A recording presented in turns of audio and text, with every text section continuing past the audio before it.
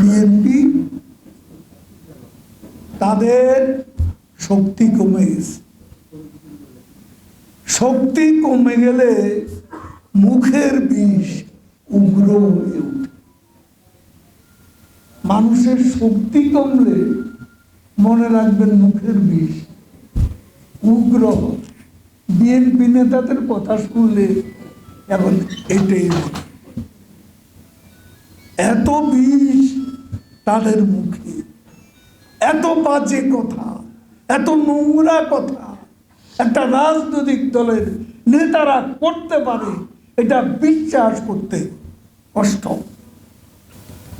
এটাই কি গণতন্ত্র? এদেশে গণতন্ত্র হত্যাকারী বিএনপি গণতন্ত্রের জন্য মায়া কান্না কাঁদে। এটাই হলো দুর্ভাগ্য।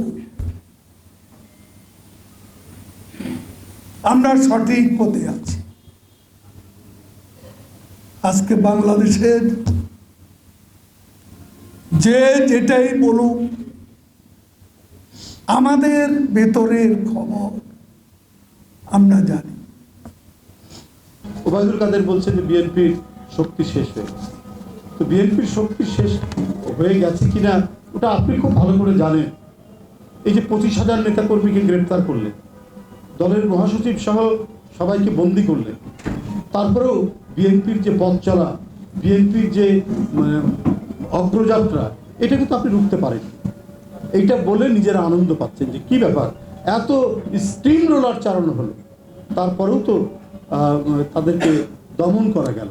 তিনি এখন এই কথা বলে নিজের আত্মশ্লাঘা, আত্ম আনন্দ পাওয়ার উনি চেষ্টা করছেন।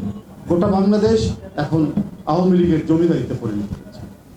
এখন ক্রিটিসাইজ করে ওবায়দুল কাদের মানে এই শেখ হাসিনার জমিদারের নায়েব। আগে থাকতো না জমিদারদের নায়েব গোমস্তা, এরকম নায়েব গোমস্তা শেখ হাসিনার হচ্ছে এই ওবায়দুল কাদের হাসান মাহমুদ সাহেব।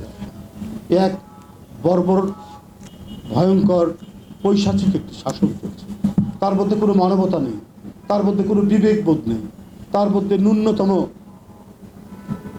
গণতন্ত্রে যে বিরোধী দল থাকে, সেই বিরোধী দলের অস্তিত্ব থাকে, সেই বিরোধী দলের প্রতি কোনো সহমর্মিতা নেই। এক দুর্বিষহ কঠিন দুর্দিন নামিয়ে এনেছে শেখ হাসিনা।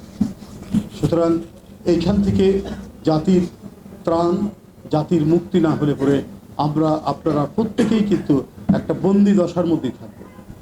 কেউ কিন্তু প্রাণ খুলে কথা বলতে পারবে না, কারো নির্বিঘ্নে চলাচল করতে পারবে না। আমরা কৃতদাস হয়ে যাব শেখ হাসিনার যে সাজানো পুলিশ বাহিনী এবং যুবলীগ ছাত্রলীগের কাছে।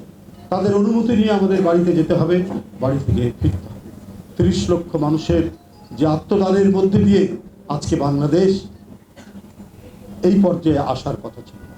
এটি আরো বিকশিত একটি রাষ্ট্র, এটার গণতান্ত্রিক বিকাশ হওয়ার কথা আরো তীব্রভাবে।